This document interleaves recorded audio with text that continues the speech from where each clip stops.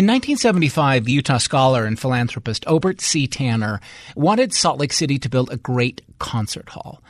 The state had a great symphony and a great conductor, Maurice Abravanel, but no place of their own to play. They had ended up in the LDS Church's tabernacle for years, but that wasn't permanent. And Tanner knew if you wanted to get something done, Richard Eyre could be your man. This was before Eyre had run for governor or advised the Reagan administration. In 1975, Eyre was a young political consultant who had just managed Jake Garn's successful run for Senate. He was living in Washington, D.C. at the time. And that's where he was when Tanner called him. Hearsay told me that Maurice Abravanel was as anxious to get out of the tabernacle as the church was to get him out. The church needed it for ecclesiastical purposes, and from what I heard, Maurice Abravanel was tired of people sitting in one part of the tabernacle only hearing the French horns. Maurice Abravanel was an interesting man. He'd been here a long time. He wanted to stay a lot longer. He and Obert Tanner, these two venerable sort of white-haired guys who love the arts. I mean, Obert Tanner runs this empire of emblematic jewelry, which is like a money cow, and he's a well-heeled guy who only gives to arts.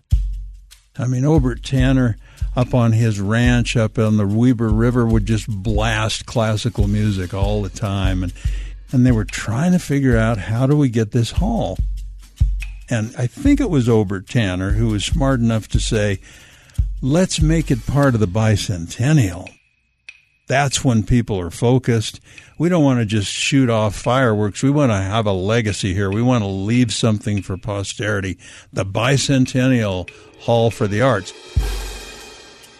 Now, they wanted to raise the money privately. They got some money from the legislature, but the legislature put a deadline on it. Unless you match this by December 31st of 1975, we're taking it back. And they tried, and it was too much money to raise. It was a recession going on. And finally they said, we got to do a bond election. And I knew Utah pretty well. These are not people who, a majority of which, are going to think, someday I'd like to go to the symphony. They're not going to think that way. How are you going to get them to vote to tax themselves? And he said, I don't know. That's why I'm bringing you out. And so we went to work.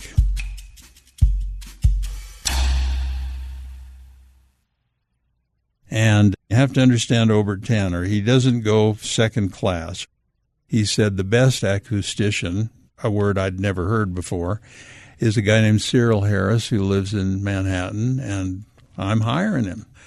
And the first thing I remember, Cyril Harris, I remember as a blunt, really sort of I know my business kind of a guy. And he said, you need a shoebox. You need a rectangle. You need a classic hall like Carnegie Hall or like the Boston Symphony Hall. And if you do it any other way, you'll be making a mistake. And then, quick story, I'm on my way to the airport one day because Obert's sending me around the country and the world. I want the best hall. Go see some of these other halls. And I'm driving down 2nd South, and here's the Capitol Theater, a movie theater, boarded up, just a sort of a movie marquee, adult films. And I pull over because I've never walked in there before, and I bought a ticket. I forget what. I hope I didn't look at the screen. You could see that it was a big theater at some point, so I went and got the plans and did the research. This is quite a stunning theater, and the main thing that had to be done was pull all the stuff off of it and restore it to its condition. And I remember in my own mind, and this is a long time ago, but my memory of it, Doug, is having this little epiphany. If we can restore this hall and build a symphony hall for the same budget, I can sell this thing as a 2-for-1 sale. And I can draw in all the people, and there are a lot of them, who are historical. They don't want to lose old buildings. They want to restore things. And I thought that is going to put us over the top. Because now we're uniting not to build a hall for a certain small subset of people. We're creating the arts in Utah. We're putting ourselves on the map. No great city exists without great arts, and we get 2 for 1. The election was December 16th, and as a political consultant, this is how I thought. The winner will be the one who turns out the highest percentage of their vote. If there are 60% of the state that doesn't like this idea, we can still beat them with our 40% because we turn out 80% of our people and they turn out 20%. But I sort of moved off of that the more I started realizing this is not just for patrons of the art. This is for the community. This is for the city. So we started the call center in order to say we've got to identify the people who are for us and we've got to turn them out on December 16th. Picture in your mind a big room with long tables and a lot of phones. There's no cell phones there. We're just on these phones with cords calling people. And at first we had ballerinas and French horn players and thespians. I mean, it was a really interesting environment, right? But as the call center went on, we're getting people now who look more like they're going out to hunt pheasants. I mean, they're down-home guys. And I'm like, why are you here? We want this for our community. We want it for our children. We want it for our schools. That sort of became the groundswell. That it's not just a hall to go hear orchestras play. It motivates education and music and arts within our high schools and within our communities, and that's good for all of us. Election night. When the votes started to come in, we were in the lobby of the old Capitol Theater, picture that in your mind, watching a TV, an old TV, right? And it was going well. And we're like, can we hold this lead? Where are these returns coming from? And so on. And they finally got to the point where they called it as passed. And the image I have, I mean, this is a long time ago, but the indelible image is these 2 white-haired, passionate old men, Obert Tanner and Maurice Abravanel, hugging each other and crying like babies. I mean, it was touching. They were sobbing. We've got a hall. If you ask me to define a great city, I'd say it's one that's balanced. Its culture includes the arts. It includes sports. It includes business, right? I just sort of felt in that time, 1975, there was sort of I don't even know how to define it. People wanted to be on the map. They didn't want to be, the only place between Denver and the West Coast. They wanted to have an entity and to be a city and so on. There was a pride that was trying to sort of burst out, and I think we tapped into that. And I think people thought about it and said, are the arts important to what we are, to the balance we have in this city? And I think they answered yes.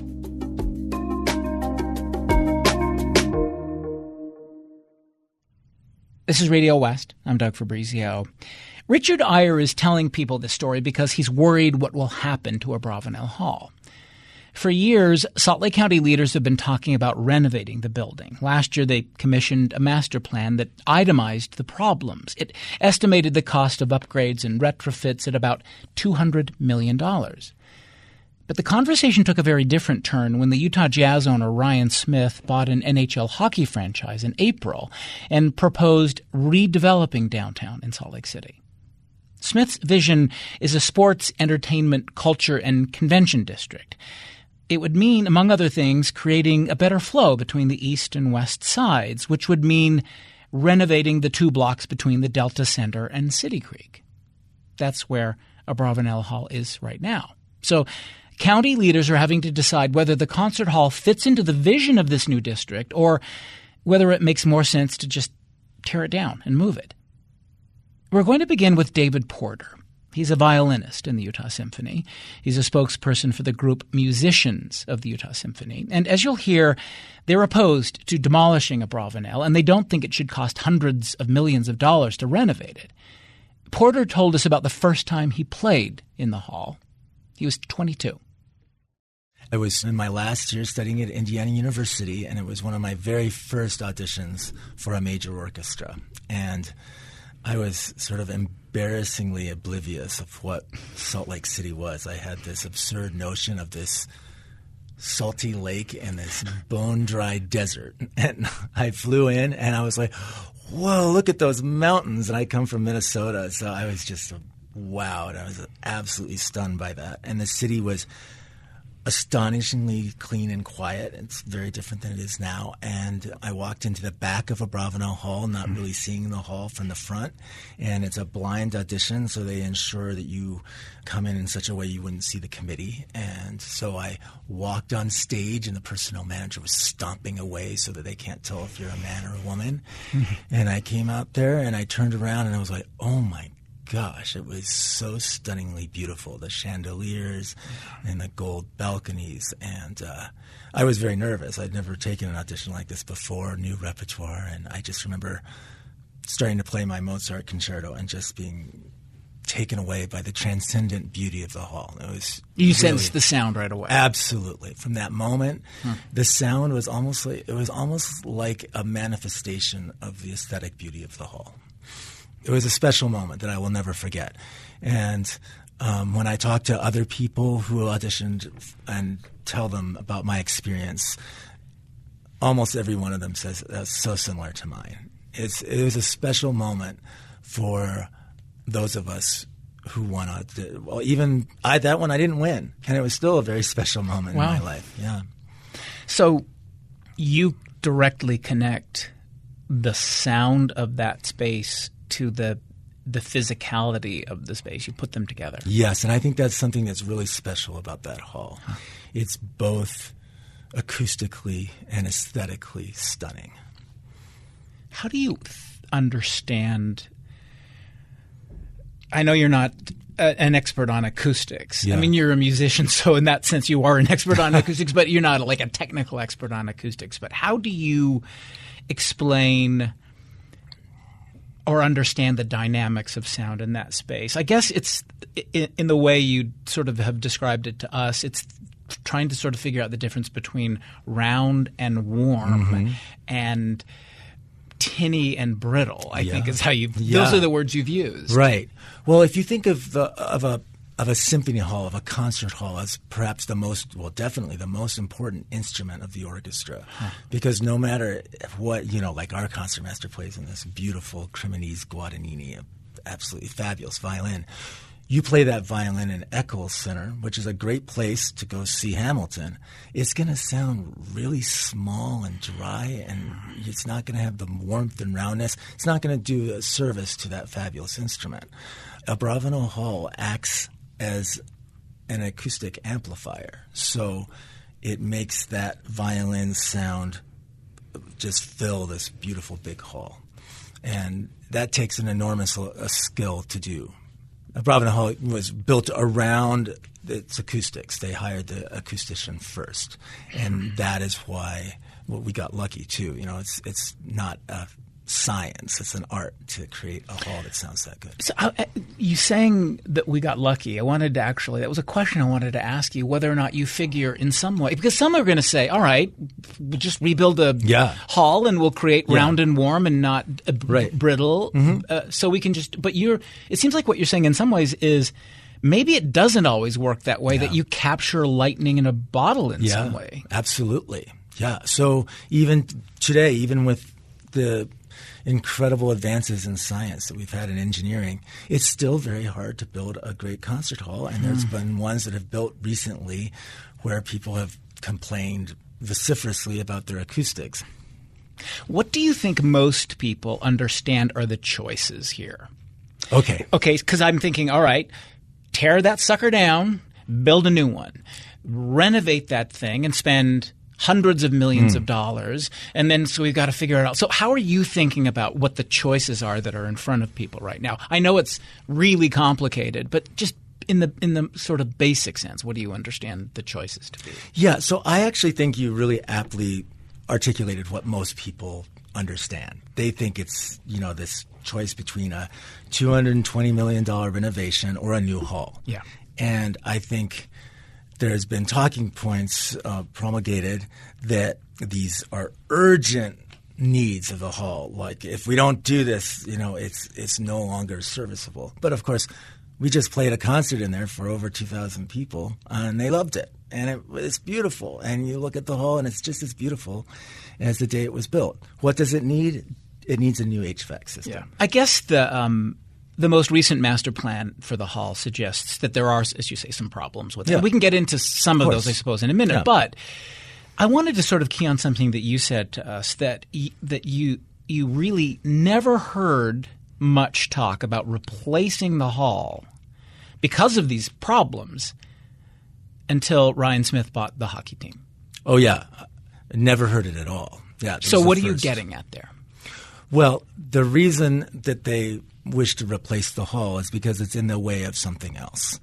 And what's difficult for us to know, not just the musicians, not just the symphony, but the public, is what exactly they want to build, because there's no public plan. I'm sure they have a plan, but for whatever reason, they don't wish to share it with the public. So what I can tell you is what I heard from Mayor Wilson. Mayor Wilson wants to bury the convention center where the hall is, and now she wants to build the hall on top. Before, they wanted to move the hall to Main Street where the Utah Theater was, but now they say they want to keep it where it is and build it on top of the convention center. And that's the only plan that she's given to the symphony. She said that to the symphony board, and that's as much detail as I think any of us have.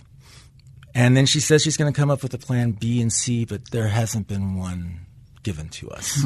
Yes. And as far as why they want to do this, the only reason that we've been given is that they need to tear down the convention center for the west block just next to the Delta Center, and part of the convention center on the block where Abravanel Hall is to create a central promenade. That seems very important to them. And Mayor Mendenhall says they want to have a permanent metals plaza. But again, there's been no real plan. So what, as you understand it, Abravanel Hall is in the way of this aesthetic vision and flow. Right. So Mike Mon, who's a spokesperson for SCG, says that Abravanel Hall is like his teeth before he got braces. That's facing the wrong way. And they want everything facing into the central promenade, kind of like Gateway.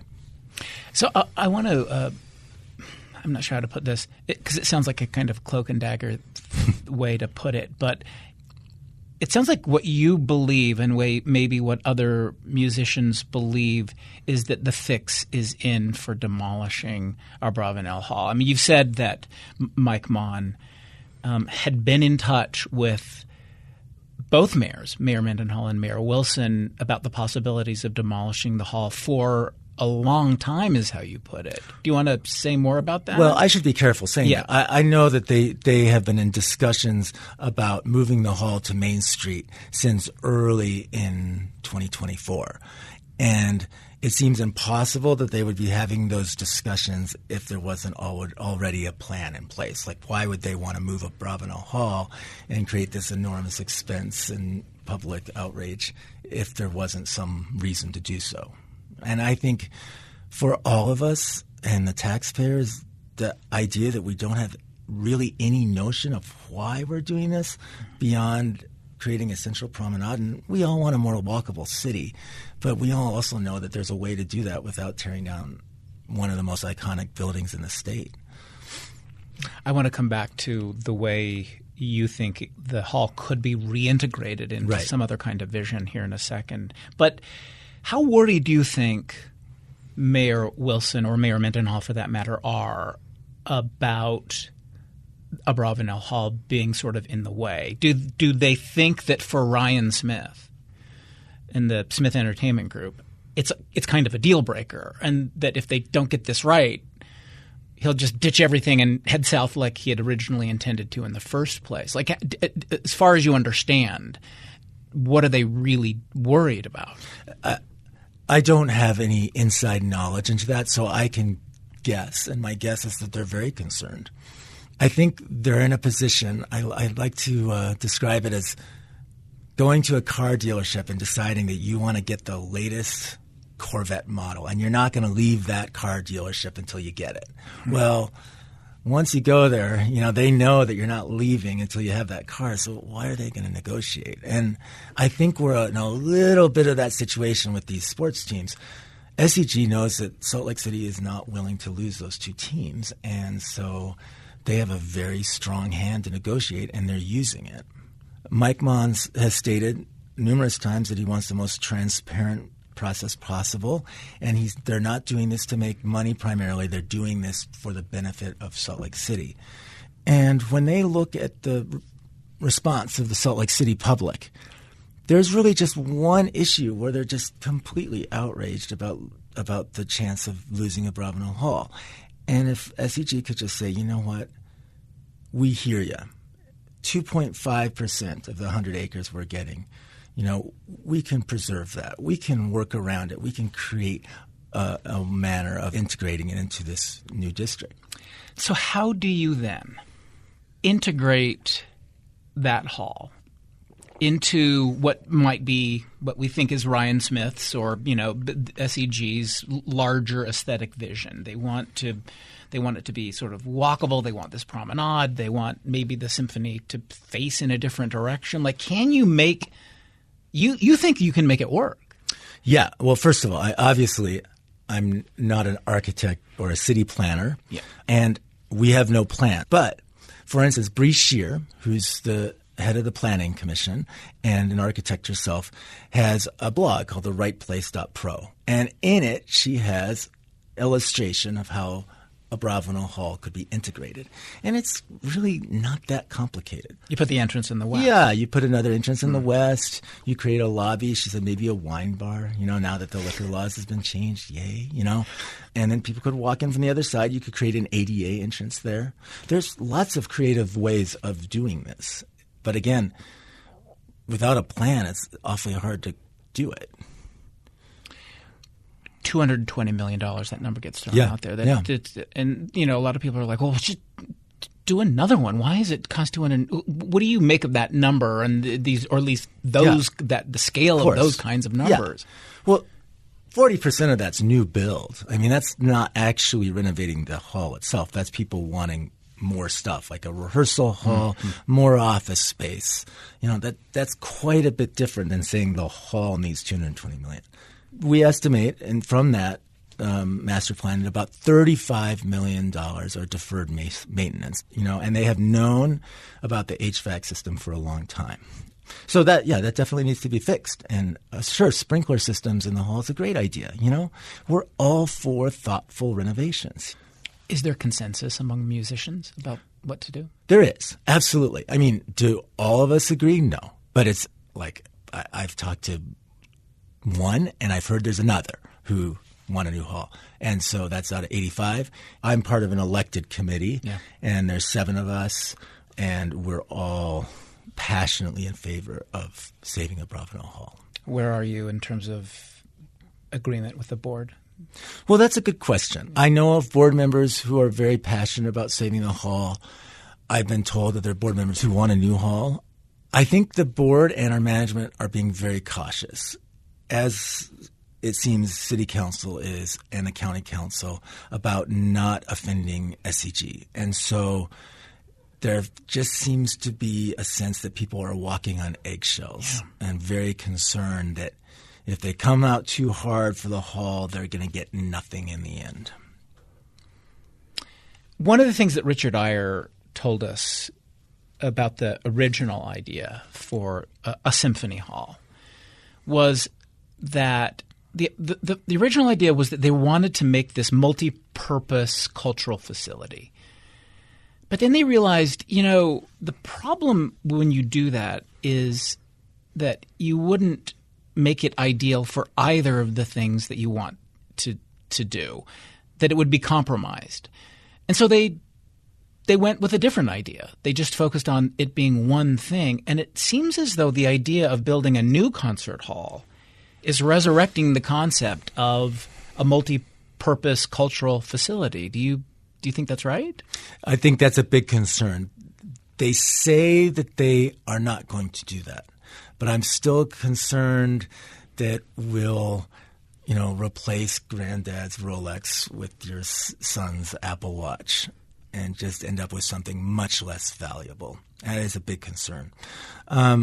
They state that the movies are a priority, and a concert hall that's designed for acoustic music is just never going to be as good for amplified music. That's part of the trade-off. So, what do you think is going to happen? And when do you think? I mean, the thing you keep saying, this is the sort of the recurring theme in this conversation, is we don't have a plan. We don't know what's going to happen. Yeah. When do you think you will? And what do you figure is going to happen? I have no idea when we're going to see a plan. Yeah. They don't seem to wish to illustrate the plans until they've been fully agreed to. So when we see a plan, my guess is that will be what the Salt Lake County will vote upon. I don't know what will happen. I believe that it makes so much more sense to keep the hall. It's so much more rational, logical, cost-effective, that ultimately people will come around to saying, yes, this makes sense. We can't tear this down. The public outrage will be too extreme. And there's this other thing. They talk about wanting to be a Tier 1 city. Let's think about some Tier 1 cities. Let's think about New York City. Why do people go to New York? Is it to see the Yankees? Sure. But is it also to go Broadway to see the Metropolitan Opera, which, by the way, that was designed by the same acoustician who designed Abravanel Hall, right? People come to that city because of its great culture, not just because of sports, and we have that. What's more exceptional about Salt Lake City than having a basketball team and now a hockey team is that it has one of the country's great orchestras and a great ballet with a live orchestra. That's so rare. Why would we give up the very thing that makes us exceptional for something that, honestly, a lot of other cities do have? David Porter, thanks very much. Thanks so much for having me. David Porter, he's a violinist in the Utah Symphony, a spokesperson for the group Musicians of the Utah Symphony. We'll take a break. Come back in a moment. You're listening to Radio West.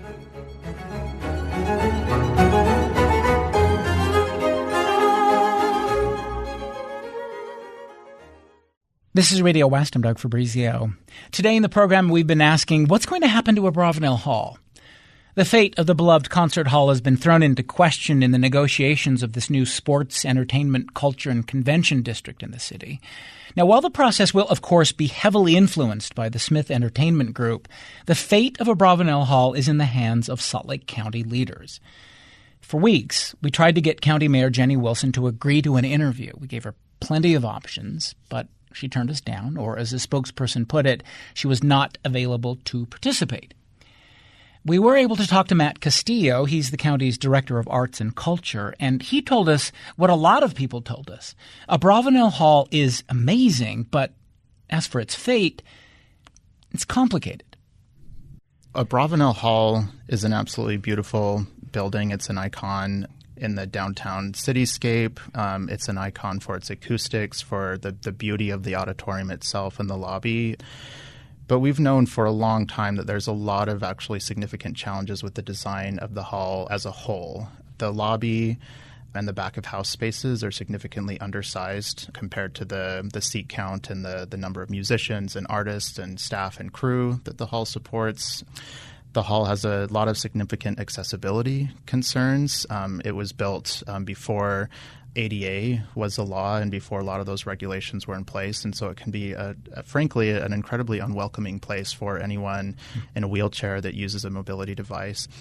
We've known for quite some time that there are some challenges, and we've been able to address some of those with smaller scale renovations. There was a larger renovation in the late 90s to add space for a ticket office, and then we've done some additional work, add an escalator, do some remodel to the lobby, but those really didn't address a lot of kind of some of the deeper challenges around helping the hall really, I think, fulfill the vision and the need that it has. And so we actually started in early 2023 for an updated master plan process.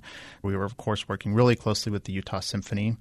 to say, let's really study these issues and figure out, how can we best preserve everything that is loved and cherished about the hall, but also can address some other real practical challenges about the hall. So throughout 2023. And this is before Ryan Smith decides he wants to buy a hockey team. This right? is long before any of these discussions around this sports, entertainment, culture, and convention district had come about. So we spent a year engaged in extensive community engagement. We, of course, worked a lot with the musicians, staff, and other artists of the symphony. We worked with county staff that regularly work within the building. We hired a architecture firm, Sperano & Mooney, as well as a national acoustic firm, Kierkegaard Consulting and Theater Consultants, a theater consulting firm, to help us look at the hall. We finished that project just as the sports and entertainment district came together. So I think that's maybe one misconception, is that this master plan was created as a result of the sports and entertainment it happened before. plan, but it was an extensive process. And we found, verified all the things that everyone loves about the hall. Again, the acoustics are world-renowned. The beauty of the hall, the memories, the community associated with the hall. But again, some of the things I already mentioned, circulation issues in the back of house, inadequate support space, lots of safety issues, just because the space was built really smaller than what's needed to support it. But what was the conclusion you came to? What was the conclusion the mayor came to that, boy, this needs a lot of renovation. Yeah. It's going to cost a lot of money. Did the county decide we can afford to do that? We should do that? What was the conclusion then? Great question. So there were a number of recommendations that came out of that, and a few concepts of how those recommendations could be fulfilled to address, accessibility, to address the age of the mechanical equipment, and so forth. And those concepts were priced, and those are the $200 million and $216 million costs. One of the things that I can maybe help clarify is that those costs are extremely high. We wouldn't necessarily have to incur all of those costs in order to address some of these issues. But a lot of the kind of core issues that I think really do need to be addressed in some way are significant. So the conclusion was we are going to have to spend a lot of money to get this building right. Yeah, exactly. Though there wasn't immediately a source of funding available for this list. That was kind of the next phase of this project. So just an acknowledgement that we really do need to fix it. It's really going to cost a lot of money. Yeah. Okay. So there's a real estate industry website, newspaper called Building Salt Lake City. Former Salt Lake City Councilman Luke Garrett's been reporting this story, as you probably know, and he says he learned from public record requests that early this year, Abravanel Hall was really close to demolition and reconstruction. Is that right? We looked at a lot of different options. When we published the master plan and the discussions around the district started to happen, we said, here's a set of recommendations, a pretty costly list of issues we know we need to fix. And then here's this new significant thing happening right next door.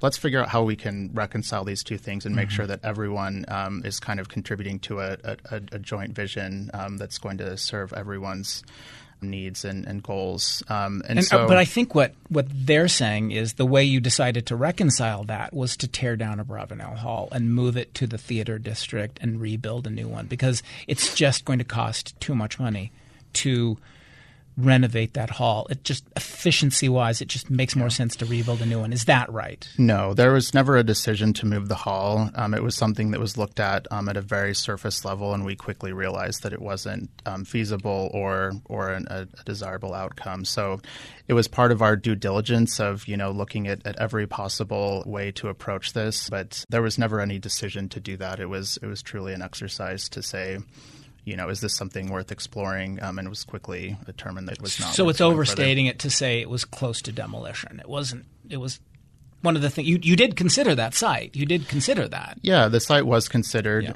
but no, I don't think there were ever any decisions made. And it was all part of I would say maybe a due diligence process, which I think is incumbent upon us. This is a public space. There's And, there are many opportunities when it comes to Abravanel Hall and moving forward. And decisions still have not been made, and we're still continuing to look at lots of different options around this. And I would say that was a part of that very early process. There seems to be some confusion about what Mayor Wilson's intentions were and still are for Abravanel Hall. Back in May, she spoke to the Utah Symphony, Utah Opera Board, and she said, this is what she said. She said, the most affordable option is to move the exhibit space, which is the Salt Palace, under the Abravanel block and build, this is her quote, and build a revitalized new symphony hall above. We know that's not the community preference, but it is the affordable preference. Speak to that, if you would, because what she seems to be saying to the board then is, we know it's not the community preference to do this, but it seems like the thing that makes the most sense financially is for us to tear down Abravanel Hall and rebuild something smaller, something more modern. What do you say to that? I think, the county, and in my position and the way we've been approaching this, again, since the master plan was created all the way through where we are now with all the discussions around the district, we really want to find and are focused on preserving everything about the hall that we love, right? The acoustics, the hall itself, while addressing a lot of these challenges. We are still very much committed to doing that, but we also keeping the hall there. Yeah, we're committed to prioritizing that, Okay. while also saying that, no final decision has been made and we're still looking at every opportunity. Keeping your options open. Yeah, okay. I think, I will say from both my perspective as, someone that's been heavily invested in this space as a child, but also in my role as, being honored to be one of the stewards here, I think there's an incredible amount of opportunity here to honor the legacy of Maurice Abravanel, of the symphony, and of this hall, while also making very smart decisions that are very responsive to community needs that were found in the master plan. But you know what critics of tearing down that place are hearing when you say that. What you're saying is, look, guys, it's great, but it's a mess.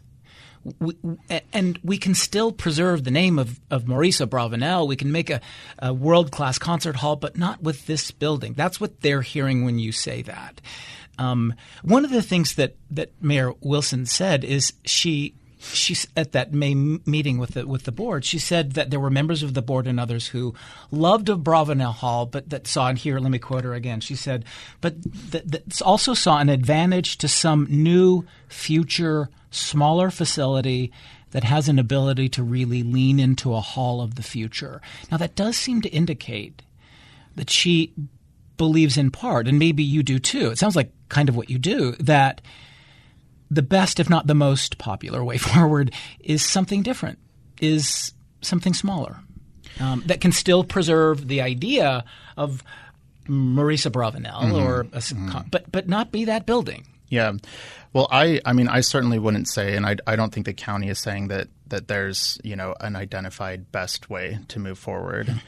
I think it would be unfortunate. Well, what is she talking about then when she says a new, future, smaller facility that has an ability to lean into a hall of the future? What does she mean by that? As you say, there's no blueprint for that, but clearly she has something in her mind that's more efficient, that's more modern, that's more new. Well, in fact, there is a blueprint for that, and that's the master plan that was created. That's very much the blueprint that we're using here, and that's what she's referring to. So it's not a new building necessarily. It could be that existing building, but just really reworked. Yeah, exactly. Is Mayor Wilson convinced Abravanel Hall should stay where it is? I think Mayor Wilson is looking at every opportunity that we have right now. Again, no decision has been made. There's a lot of different factors that are being weighed.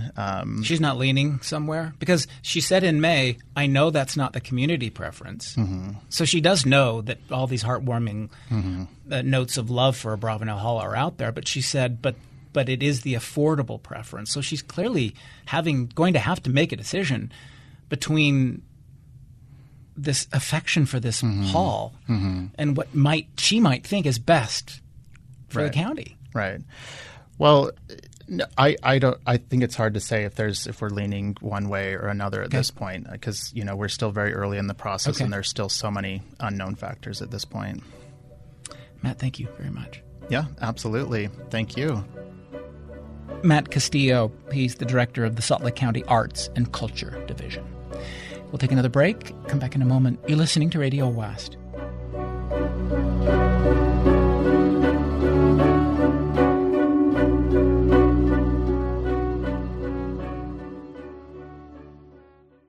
This is Radio West. I'm Doug Fabrizio. We're talking about the fate of Abravanel Hall today. And as you've heard in all of our conversations so far, we've asked people what they thought Ryan Smith and the Smith Entertainment Group was thinking about saving Abravanel or moving it. So we just asked them ourselves. Mike Mon of SEG joined us this week. And one of the things he was not willing to do was be specific about whether they prefer Abravanel Hall to be renovated or moved. And as you'll hear, he told us the hall is where it is, and they aren't going to be the ones making the call anyway. The county is. SEG has always referred to this redevelopment project as a sports, entertainment, culture, and convention district. But Mon pointed out in our own coverage, we've always left out the culture and convention part. I know in your previous story on this, there was a bit of a verbal eye roll when I emphasized that it was a sports, entertainment, culture, and convention district. But I think that it's very important to make that distinction. We have never once publicly called it just a sports and entertainment district. From our very first communication, we've referred to this in all of our public statements from the first Salt Lake City Council meeting on as sports, entertainment, culture, and convention. It's essential to us that it include all four of those elements. A sports and entertainment district by itself is easy to build. We own 111 acres down in Sandy. We could easily put one there. The difference is that culture and convention are essential to what this district has and to what makes it unique and what makes it a vibrant future part of this vision of what a downtown core can be for generations to come. So let me make sure I have this right. So the original idea was to keep the jazz downtown, build a more sort of build something in the southern part of the valley. That's where the hockey arena would go. But you say the plan changed when you saw what you've described as this bigger vision, and that is the reimagining of Salt Lake City. Is that right? And that takes into account all of those things, all of the four things that you mentioned. Am I getting that part right? So as we continued to meet with the mayors of Salt Lake City, Salt Lake County, with the Speaker of the House, with the Senate President, with the governor, and with many other interested individuals, the community organizations, et cetera, it became very clear that there was a very strong desire to make sure not only that the jazz stayed downtown, which was, of course, our plan always, but to bring hockey downtown as well, and to leverage that as a catalyzing moment to help tie together downtown in a way that would make sure that, in the words of Natalie Gochner, that this generation would carry the baton of city building.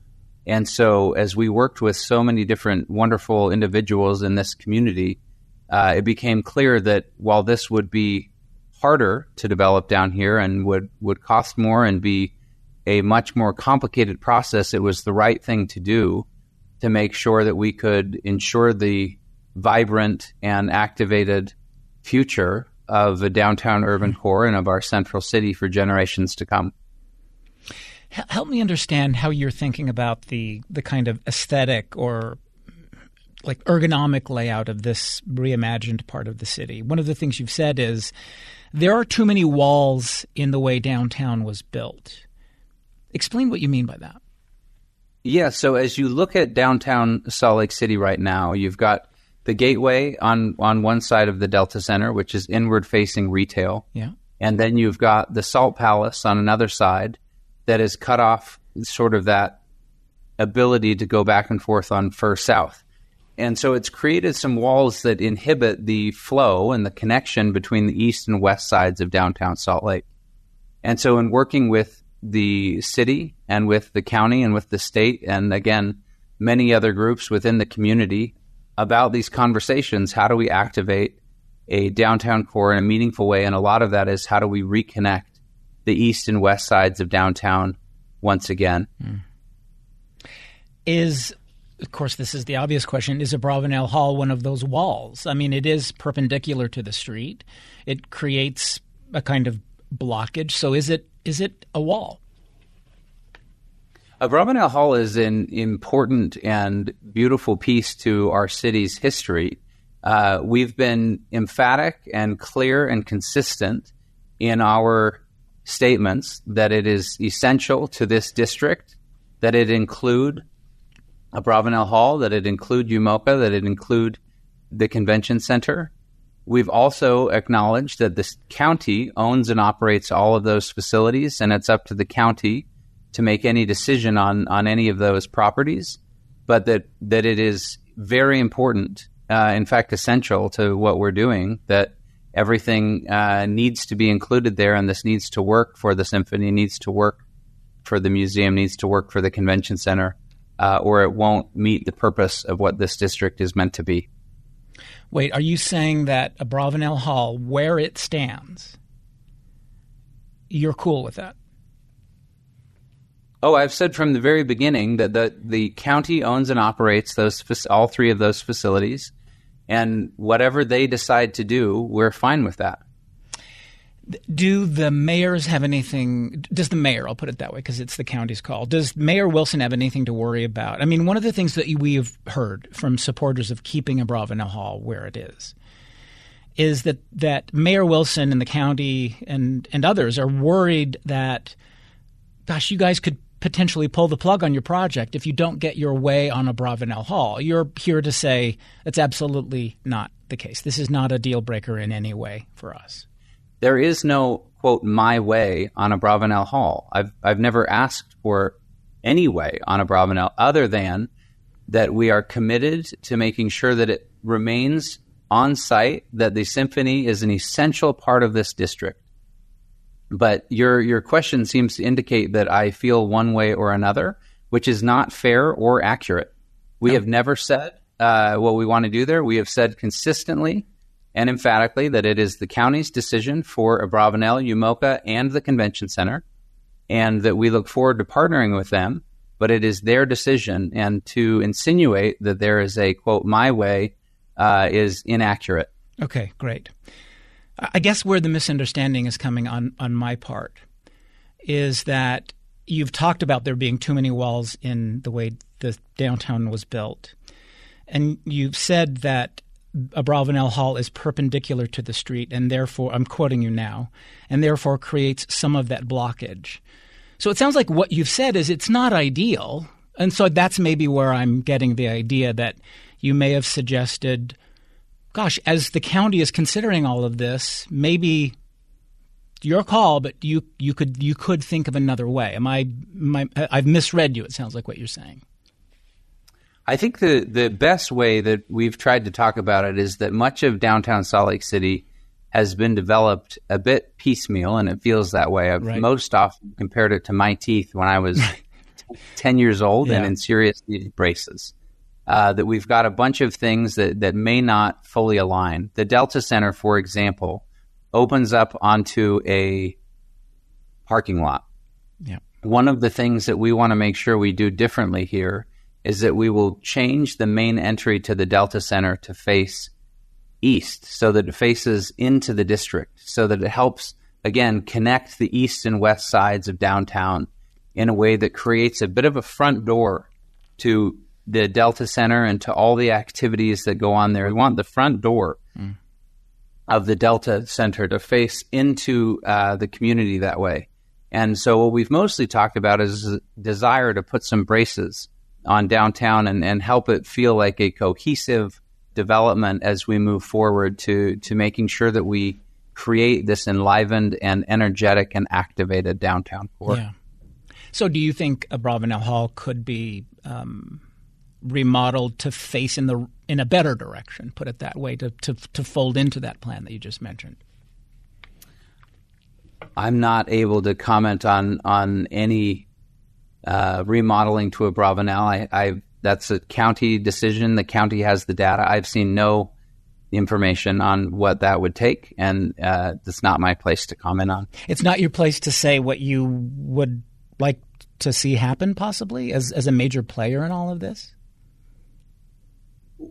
I've said from the very beginning, the county owns and operates those 3 different facilities, and the county will make those decisions, and we are happy with whatever the county decides. Our place is to focus on what we're doing in the sports and entertainment side. You've seen that we've released all of our drawings and whatnot in terms of that at the Salt Lake City Council hearings, and demonstrated what we're looking at on those 2 blocks and how those would be activated in a way that would hopefully bring a lot of vibrancy, a family-friendly environment, a place where different organizations and community groups could hold festivals and come downtown. And our hope is that we can do that in a very meaningful way that will put the city in a position to thrive for generations to come. Mike Maughan, thank you very much. Thank you, Doug. Mike Maughan, he's an executive with the Smith Entertainment Group. Radio West is a production of KUER. You can subscribe to the show wherever you get your podcasts. Stevie Shaughnessy is our intern. The program is produced by Benjamin Bombard and Tim Slover. Kerry Watson is our executive producer. I'm Doug Fabrizio.